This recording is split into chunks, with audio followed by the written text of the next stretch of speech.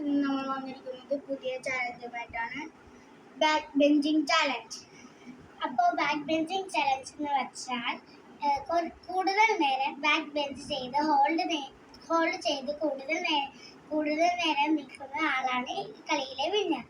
നമുക്ക് വേഗം വീഡിയോയിലേക്ക് പോകാം. Your time starts now. 1, 2, 3, 4, 5, 6, 7, 8, 9, 10, 11, 12, 13, 14, 15, 16,